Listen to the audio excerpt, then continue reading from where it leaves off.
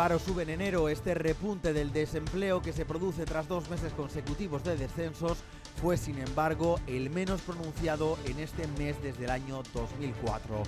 Además, la cifra de desempleados disminuyó respecto a enero de 2015, marcando así la mayor reducción interanual de toda la serie histórica y a ritmo más alto desde 1999.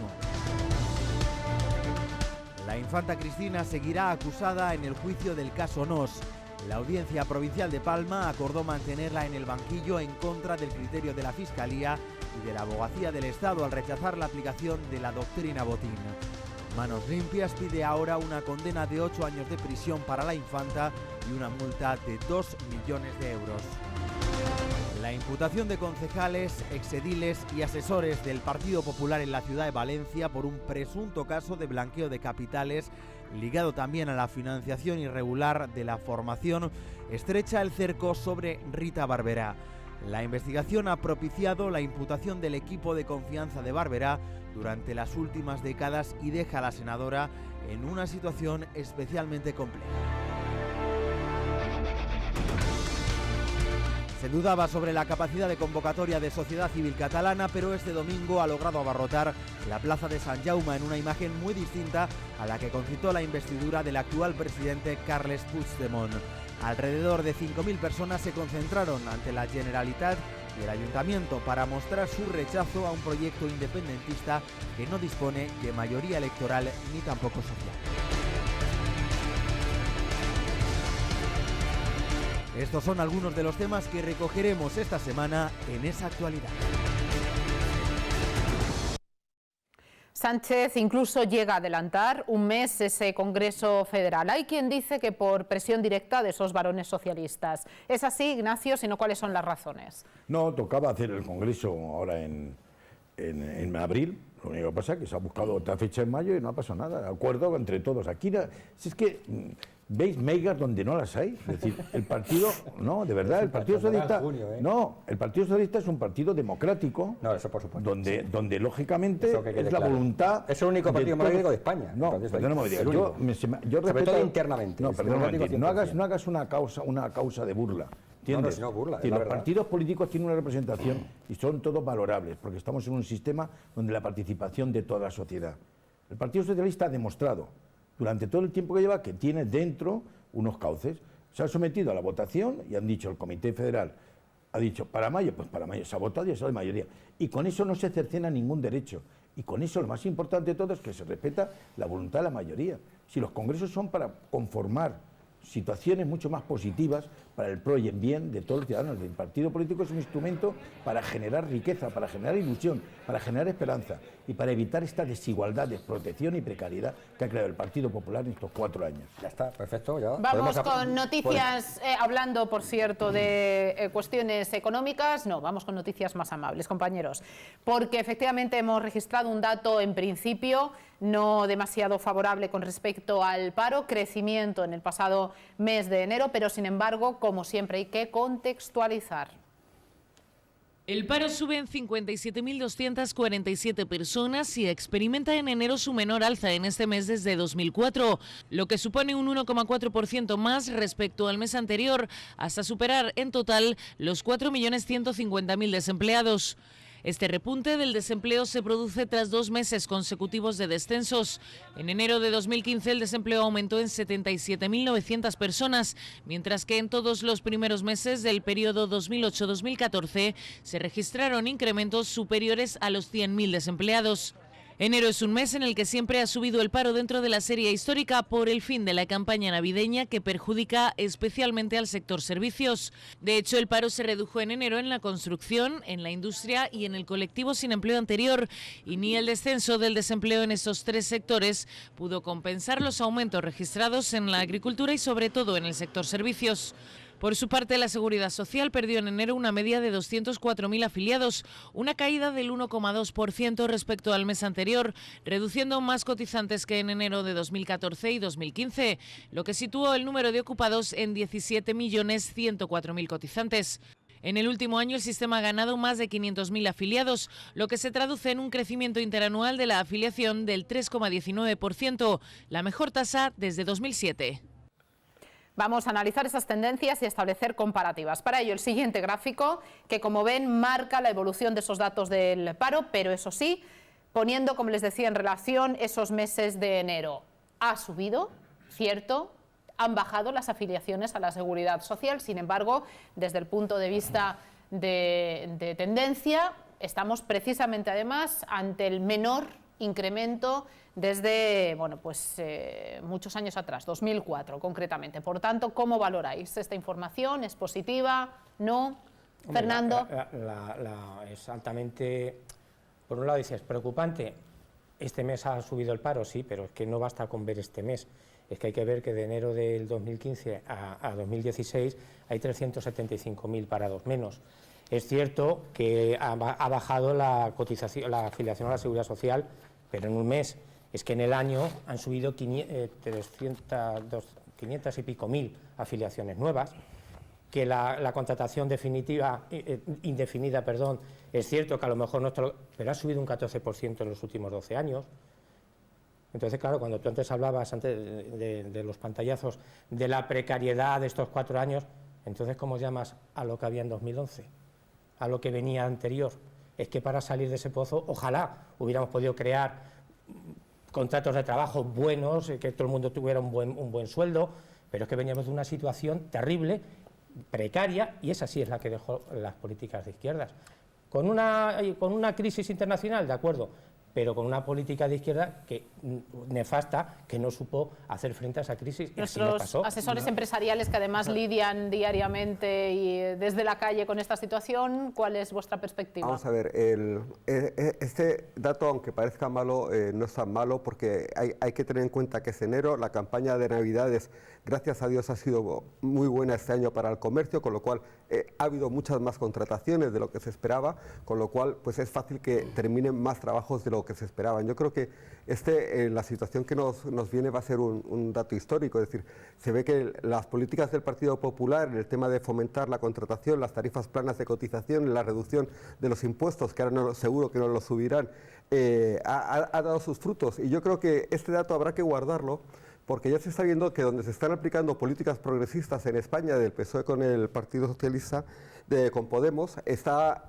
huyendo las empresas, se está notando que una desaceleración económica mayor que en otros territorios de España, con políticas económicas más liberales, y de alguna manera es lo que se puede prever un aumento mucho mayor, es decir, si se aplican las políticas que parece que se van a anunciar de Podemos con el Partido Socialista. ¿César? Yo creo que además, aparte de lo que habéis dicho, lo que vais a decir, evidentemente esto lo que crea es una incertidumbre tremenda. O sea, esto es resultado de la incertidumbre política que tenemos en España. Tenemos un partido socialista que está intentando pactar con cualquiera a cualquier coste, y que lo único que hace es anunciar que va a derogar la reforma laboral que puso Rajoy, que ha sido justamente la que ha producido que se disminuyan casi 400.000 empleos desde el año pasado a este año, ¿no? Nuevos empleos, luego por lo tanto 400.000 parados menos. Pero como resulta que tenemos un partido que no define lo que va a hacer, crea incertidumbre. Y sí que es cierto que ha aumentado el paro este mes de enero. Y ya voy avisando de que febrero será peor que enero.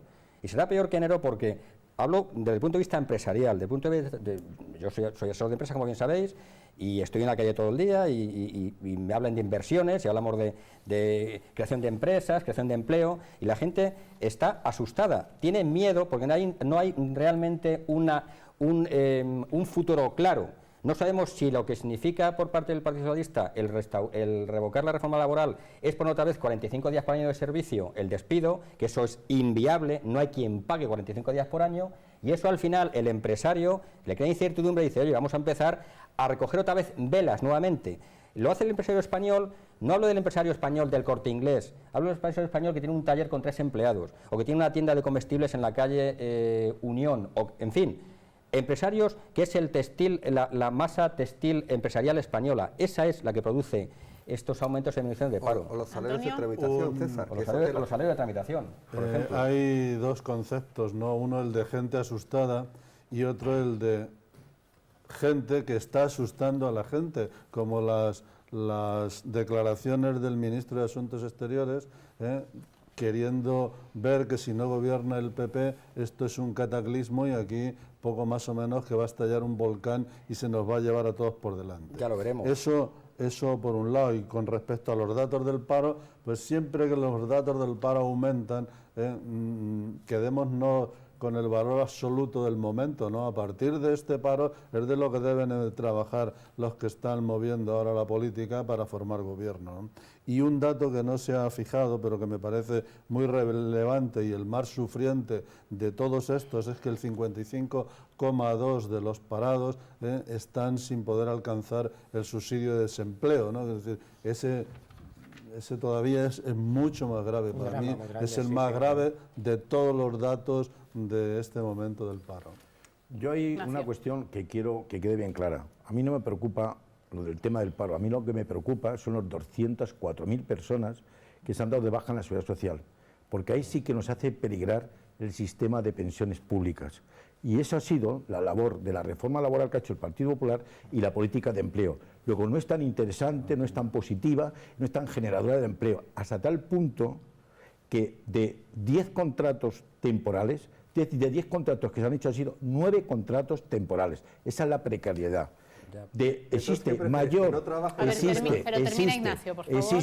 mayor índice de paro en mujeres que en hombres, casi el 50%.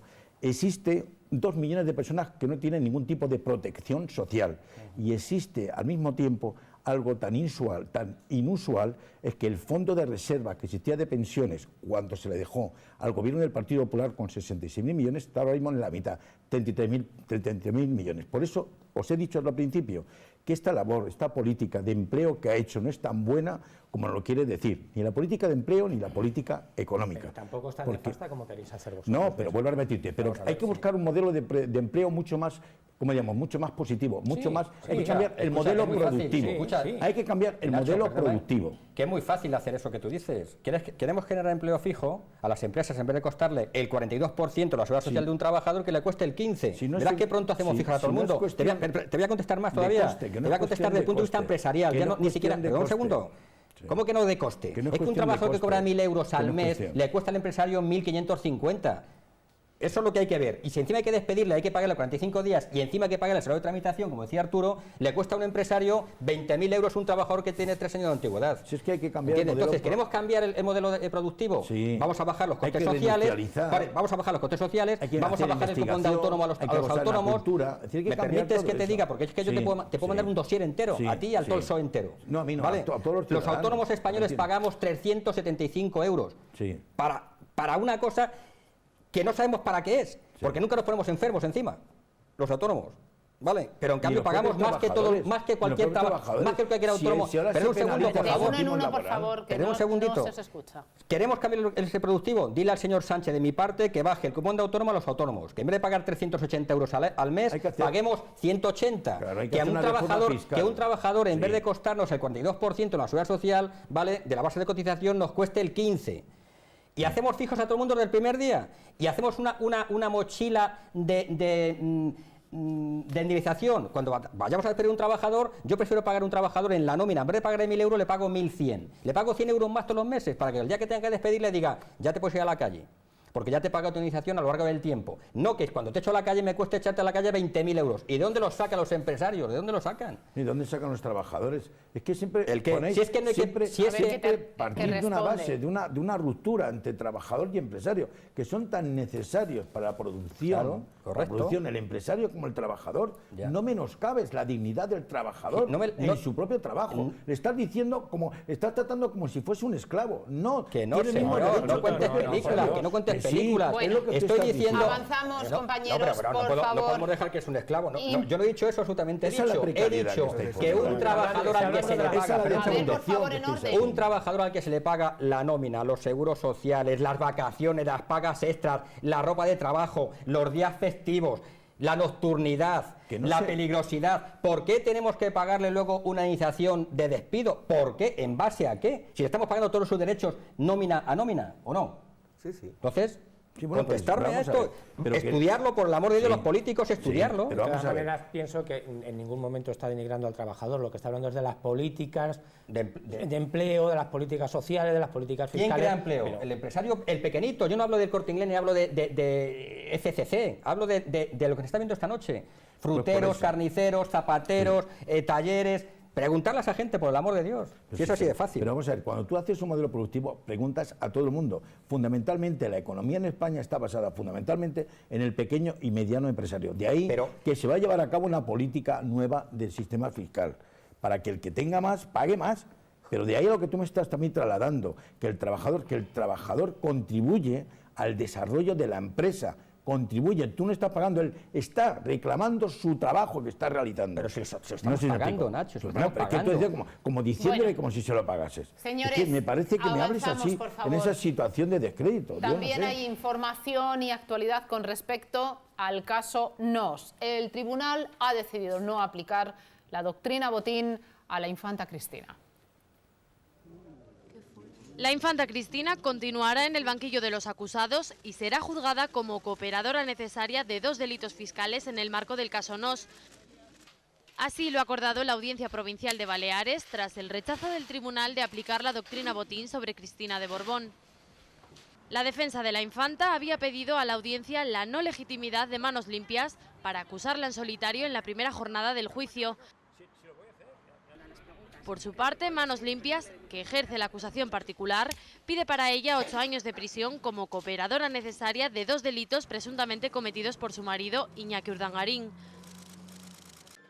La Casa del Rey ya se ha pronunciado al respecto y ha expresado su respeto absoluto a la independencia del Poder Judicial tras conocer este viernes la notificación de la Audiencia Provincial de Baleares. El juicio continuará el próximo 9 de febrero y las declaraciones de los testigos están previstas entre el 8 de marzo y el 17 de mayo. Nuestros abogados presentes en plato, sobre todo, aparte del resto de compañeros que me gustaría, por supuesto, que opinarais. ¿Os ha sorprendido esta decisión del tribunal? Muchos dabais por hecho, de hecho, valga la redundancia, la aplicación de esa doctrina Botín. Creo que tú argumentabas que incluso por jurisprudencia tenía cabida. En realidad es un delito fiscal. Y en realidad quien más perjudicado sale es el propio Estado. Se resulta que el Estado le está defendiendo al representante del Ministerio Público lo que la acusación, que es el abogado del Estado, lo que no es dable es que se mantenga una acusación cuando las 2 personas directamente afectadas no se les tenga en cuenta y se continúe el procedimiento. Es cierto lo que dice el tribunal, que está en su legítimo derecho de poderlo hacer, en cuanto a la libre evaluación de la prueba, que lógicamente la parte de la defensa de la infanta ya ha planteado su recurso, que es preceptivo para que pasado mañana se vaya al Tribunal Supremo por un quebrantamiento de forma, pues entiendo que para mí hubiera sido de aplicable la doctrina Botín. Para mí el que se diga que el tema del sistema fiscal afecta a todos los españoles, bueno, porque Hacienda somos todos, bueno, eso es una apreciación muy subjetiva por parte del tribunal, es respetable, yo no la comparto. De ahí que... Para ti, entonces, entendemos que es simplemente organismo público y, por tanto, no sería una afectación al resto de acusación ciudadanos. popular, puesto que no está legitimada para poder ejercitar. Es decir, basándonos en esa apreciación, como dice el propio tribunal, de la acción popular en cuanto a esa situación de que somos todos. Bueno, es una Lo que pasa es que el sui ciudadano, generis. desde el desconocimiento jurídico, le puede chocar este pronunciamiento cuando se nos está tratando de inculcar que efectivamente Hacienda somos todos, que el respeto y su... Es que en España hay un problema, que es que tenemos una carencia, lógicamente, de cultura jurídica. No se puede pedir a la gente de la calle conozca estas doctrinas que son tan complejas. Sí, pero que yo mi comentario no va un poco por la línea legal, Fernando, sí un poco por la interpretación de ese ciudadano. Al final es... Hacienda somos todos para lo que conviene y no lo somos para lo que no interesa. Sí, por eso te digo que es que la gente en la calle puede pensar muy libremente lo que estime oportuno. Mucha gente pensará o pensaría, si llegan a decir que no la juzgan por aplicación de esta doctrina, no, claro, es que como es la infanta, pues claro, no, entonces la justicia no es buena. Si la juzgan, la justicia es muy buena. ¿A tu juicio sería aplicable esa doctrina? No, yo estoy de acuerdo con lo que ha dicho, además sí. Él tiene más, mejor, yo llevo 5 años, amigo, no estoy ejerciendo, pero yo estoy de acuerdo con lo que ha dicho Nacho 100%. ¿Coincidís el resto de abogados? No, yo no. Por 2 motivos. Uno, la doctrina Botín ya había sido superada por la doctrina Atutxa por el Supremo. No tiene que ver nada Atutxa con eso. Sí, muy similar por el tema de la acusación particular. Y yo creo que es fundamental, que los políticos, una de sus mayores obsesiones es escapar de los controles. Y estamos ante una justicia que para mí carece de independencia. ¿Qué pasa? Que en España había una figura, quizá por la desconfianza hacia los propios políticos de la independencia de las instituciones, que es la acusación popular, es decir, que cualquier ciudadano que entiende que se están vulnerando unos derechos puede, o que se ha cometido un delito, puede personarse como acusación popular. Y entiendo que esa figura debe mantenerse y los tribunales deben velar porque se sostenga. Porque, es decir, cuando gobernaba el PP, pues los otros decían que era el fiscal del gobierno. Cuando gobernaba el PSOE, los del PP decían que el fiscal del Estado estaba a las órdenes, era un órgano más. Yo creo que esto viene provocado por los juicios paralelos que se crean en España. Estamos acostumbrados a que cuando hace un escándalo, se llama como sea, y más si es de corrupción, y más si encima es del yerno del rey, y encima está la hermana del rey metida en el asunto, pues eso crea un escándalo tan tremendo que ahora nos encontramos con un poco una decisión judicial. Yo realmente no la comparto demasiado, ¿vale? La respeto, evidentemente, como no queda más, pero no la comparto, muy bien por lo que ha dicho Nacho, y es porque yo creo que el tribunal lo tenía muy fácil. Si digo que mantengo la acusación a la infanta, la siento en el banquillo durante el proceso judicial, para que luego realmente la sentencia va a ser prácticamente absolutoria, se habla penalmente, de 8 civilmente, años. Ya, pero bueno, Tú puedes pedir lo que puedes quieras. pedir lo que quieras siempre y cuando no sobrepase lo que pide el fiscal en la parte contraria. Ten en cuenta que a Urdangarín le piden 9 años, entonces el fiscal ha dicho pues a la infanta ¿En qué puede quedar 8. esto? Con respecto al tema, parece que está en una base de negociación para quedarse, Sí. pero claro, hay una cuestión. Hacia la princesa, a la infanta, solamente se ve por el tema de un delito fiscal. Exactamente. No es por un tema de corrupción, Eso es ni de lo que- blanqueo, eso es ni lo de que iba a falsedad. decir, eso Por es. un delito fiscal, es decir, como consecuencia de que se ha beneficiado y no ha llevado a cabo las declaraciones. Y ella lo ponen como cómplice, no la ponen como autora ni como coautora, que siempre les bajaría la pena. Pero vuelvo a repetir, es decir, que si el Estado, a quien tú has defraudado, que es al Estado, no está ejerciendo la acusación popular, aunque efectivamente tiene que cumplir una serie de requisitos que tiene a través de que esto no es del fiscal general del Estado, que este es el fiscal de la audiencia provincial, que lógicamente es total y absolutamente independiente. ¿Sabes, Esto Nacho, no es un que a mí tema la político, doctrina es un de tema facturas jurídico. falsas que le han aplicado los inspectores de Hacienda a la infanta Cristina, me gustaría que se la aplicaran a muchos de mis clientes. Bueno, Sin pero, embargo, bueno, perdonadme, sí se ha establecido una línea roja a la hora de pactar pena para Iñaki Urdangarín, que se ha situado en los 6 años. Parece que no se podría rebasar a la baja ese límite. El futuro, en este caso de Urdangarín, es todavía un poquito más oscuro, Antonio. Pues seguramente, pero vamos, si el futuro es oscuro y la justicia dice que el futuro tiene que ser oscuro, será porque los hechos no estaban claros, ¿no? Es decir, Había prueba, hay sentencia. que había hecho, que había prueba, ¿no?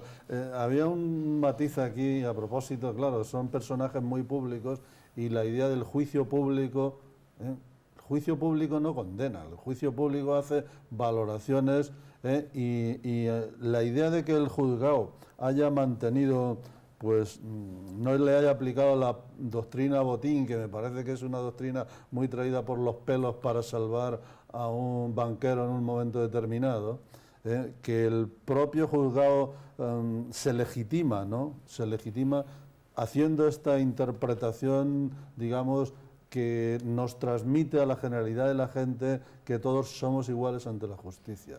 Desde ese punto de vista simbólico, me parece que la justicia sale revalorizada. No entro a valorar la doctrina Botín porque me supongo que, ya lo decía Romanones, ¿no? Y que ellos hagan las leyes, yo el reglamento, y luego el juez lo interpreta y lo va a interpretar a favor de corriente, pero vamos, eso yo ya no entro. El rey Felipe VI celebraba cumpleaños esta semana. Con estas noticias que acontecían y que hoy comentamos, lógicamente no ha sido demasiado alegre.